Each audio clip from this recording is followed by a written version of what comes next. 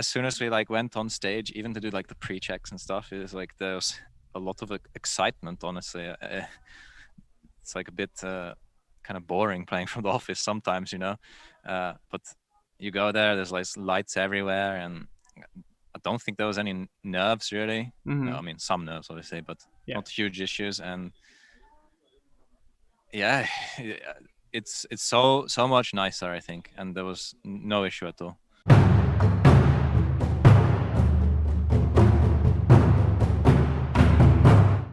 Hi everybody, this is Tom reporting from World 2020. With me here is Coach Freddy of Rogue. How are you doing, Freddy? I'm doing okay. I mean, it was just a tough loss, right? So, sure we'll talk more about it, but yeah, I'm okay. Yeah, it's maybe not as I think many people had hoped that Rogue would put up a good fight against JDG because JDG was handled easily by Damwon Gaming. So this felt like the fight for the number 2 spot in the group. Yeah. Obviously, there is a second round still. Did it feel like that to you as well? I mean, I think we put up a good fight. Honestly, I think they played insanely well, and the main thing that stands out for me about their performance is how they turn like this small advantage. They see us like recalling on a ward, and from that they turn it into like a bigger advantage, right? So yeah, I mean, I think we can have a better go next time. We need to be a bit more careful, and yeah. Yeah, it does seem like these teams are really punishing every the smallest inch they can get. That they'll make a mile out of it. In that sense, how was the preparation for JDD in specific? What did you think you could capitalize on when fighting them? We were kind of looking at draft, how we could get a better draft, because I think our draft against Damwon was like really bad. So we were I mean, at some point they're good on a lot of champions, right? So at some point you kind of have to play versus some of the stuff they're good at. So in this game we decided that we just let Renekton open, we let Nidalee open, and we like play against it. So that was kind of our idea. We knew that we would pick into what they would play mid, so we'd probably get the matchup we wanted.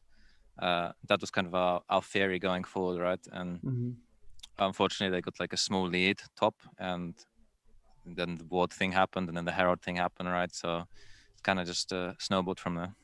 Yeah, I don't want to focus too much on this match specifically. I mean, it happened, and we could all see that JDG was just absurdly strong, and really knew how to punish even the smallest mistakes.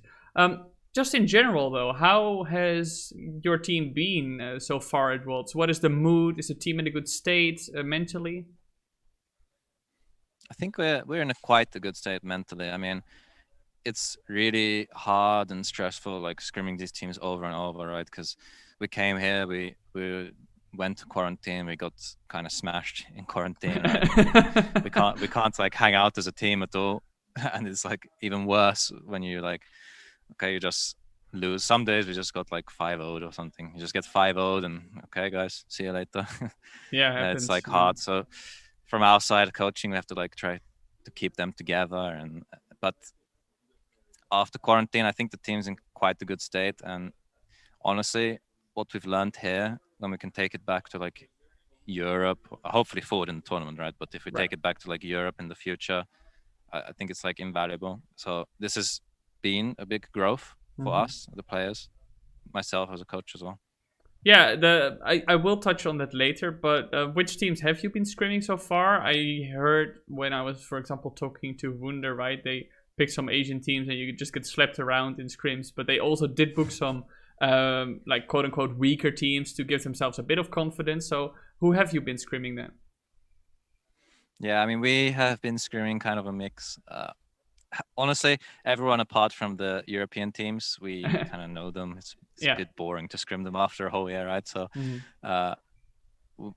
a way, we threw our players in the deep end a bit. They're like, okay, we're here. This is our first time. Let's just take as many good scrims as we can. And we also scrimmed quite a bit of NA teams, So it was pretty rough schedule, but I think that's also what the players wanted, right? The experience of it. Yeah. part of the growth again, right? So as long as they want it and they're fine with, okay, we can use this, then it's good, right? As yeah, soon as they're like, no, not another Asian team, then maybe you should start. yeah. I mean, we hear rumors about how good they are, right? And then you get the chance to experience it on scrims, and why not? Yeah, is are your players, they are now back on the stage after, not being there since week 8 of the LEC spring split, so that's quite some time. How is that for them? Are they comfortable playing on stage, or do you notice that, maybe in communication or in player playing behavior they're a bit different? Surprisingly, it went like really really well. I think Hmm. as soon as we like went on stage, even to do like the pre-checks and stuff, it was like there's a lot of excitement. Honestly, it's like a bit kind of boring playing from the office sometimes, but you go there, there's like lights everywhere, and I don't think there was any nerves really. No, Mm-hmm. I mean some nerves obviously, but Yeah. not huge issues. And yeah, it's so much nicer, I think, and there was no issue at all. It's good to hear that it's not affecting the players as much, and well, I guess for you as well. There are also some Mm. extra nerves when it comes to this. You talk about the experience this brings for the players, and obviously of your players, only Hans Sama has been here on the stage before. Um, how do you have you seen them grow already in the tournament? Have you seen them become a next tier of player in that sense? I think somewhat, somewhat, yeah. I mean, I think, for example, Larson is like playing out of his mind, honestly, and he's like really improving from playing against the best over and over. I mean, they all are, right? And aside from that, also like there's macro stuff that we're learning, that we're being punished for some things. All teams are finding advantages out of nowhere, right? So Mm-hmm. in general, yeah, I think they're all growing just from playing against the best. And solo queue here is like a different style than European solo queue, that's for sure. Yeah. Uh, yeah, I think the real growth you'll see, the real evidence, will probably be like next year, for example, when you go back and you play like the lower teams and you never really have an issue. That at least that's what I hope will happen, right? Maybe Yeah. I'm wrong about that.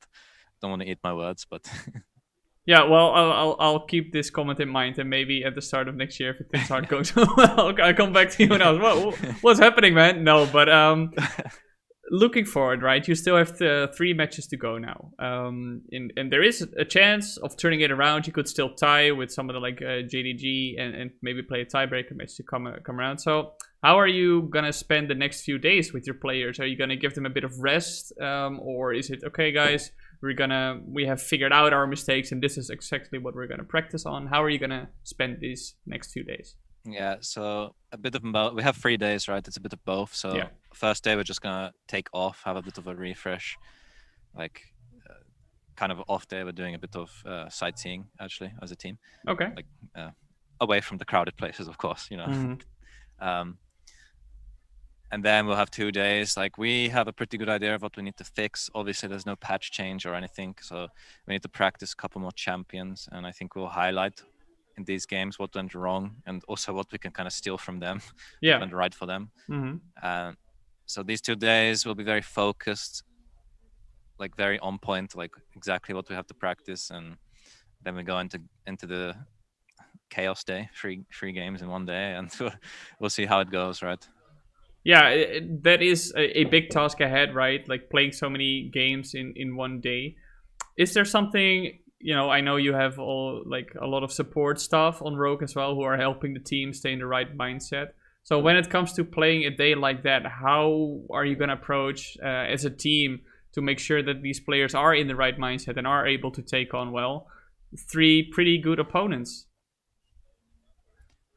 Yeah, this is a challenge, right? Yeah. Because we have back-to-back games, so we don't have long at all to like rest and take a break between these games. So I think one thing is a lot of our preparation will have to be done like even the day before when it comes to like draft and stuff. So there's as little kind of distraction, or not distractions, but like stress on them as possible. And then between the games, we need to find ways to like refresh them and just yeah, like give them a tiny bit of a break, right? And take their mind off it. Honestly, this is kind of a new experience for me as well. So it's going to be kind of learning for me how it's going to work. So the second time around, I'm sure we'll handle Mhm. better. But I think we have like a solid plan for the day, and we'll see, right? Yeah, well, I'm really looking forward to it. And well, yeah, thank you very much for joining for the interview. Very much appreciated Always a that in pleasure. spite of the loss, you're still willing to come out here and share some thoughts. And best of luck in the rest of the tournament, man. Thank you.